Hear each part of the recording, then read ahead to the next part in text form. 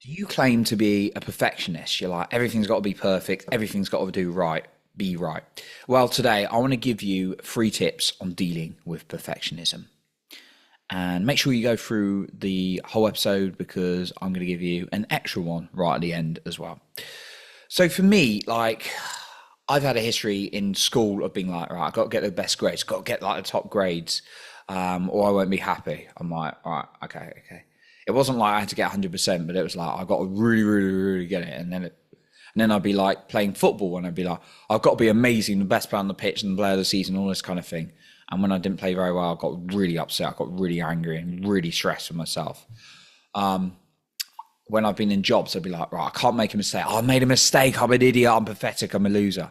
And that kind of negative language just did not do me any favors. In fact, I don't even like just saying that as an example because it feels wrong. I don't feel in my vocabulary, right? Now, what's the thing I've learned about perfectionism? It doesn't exist. It's made up. It's basically, it's ridiculous. I'm a perfectionist. No, you're not. You just got the fear of not being enough. And that's what was true with me, right? Because you can't be perfect.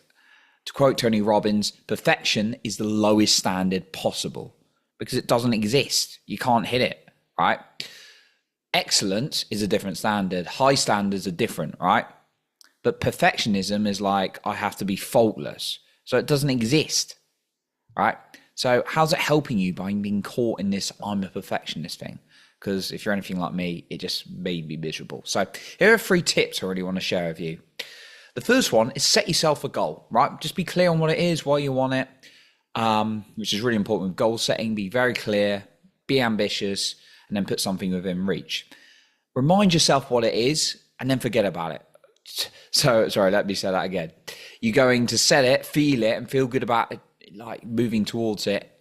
And you can remind yourself from it time to time, but the rest of the time, forget about it. Because when you start attaching importance and like, I have to do that, that creates a lot of fear, and then that perfectionism will creep up. So set yourself a goal, make sure that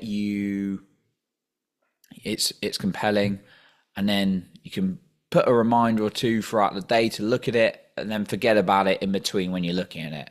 Because it's in the back of your mind anyway, but if you keep focusing, I've got to hit that, that's going to cause a lot of stress on you.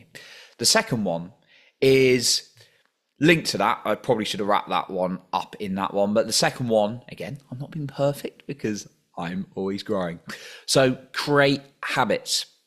Create habits that are going to succeed. So you've got that goal, set it, and then create some habits. Create some habits and things that are going to move you towards. And what you're going to do is celebrate the habits, right? You're not going to be attached again to the outcome. You're going to celebrate the habits. And again, like I said on the first one, you forget about what you're trying to hit. You just focus on the habits and what you need to do. And you're going to celebrate and get excited by that rather than the outcome. And then the third one, write a list of awesomeness about you. What are all the things you've achieved in your life? Just write a minimum of 10, more if you can.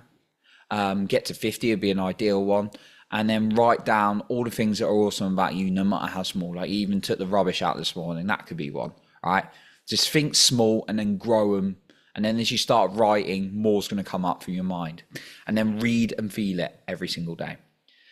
Now, the final one I would say is there's an extra list you can write. You can write a list of times you've overcome a challenge. So think of all the times when something was hard, but yet you overcame it still, because that will show you that you weren't perfect to begin with and you've done it before. So it's like, maybe you're like terrible at driving when you first started to learn how to drive a car, and you overcome it. Now you can drive, right? You didn't have everything figured out at the start, did you? Or maybe there was a musical instrument.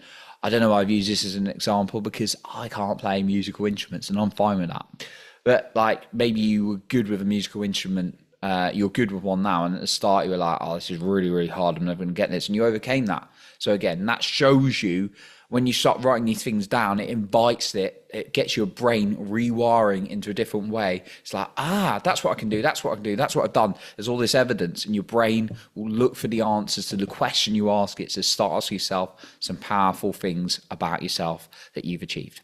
So that's what I got for you today. I appreciate you for being here. Thank you so much. I appreciate you. And remember to leave your heart and not with fear.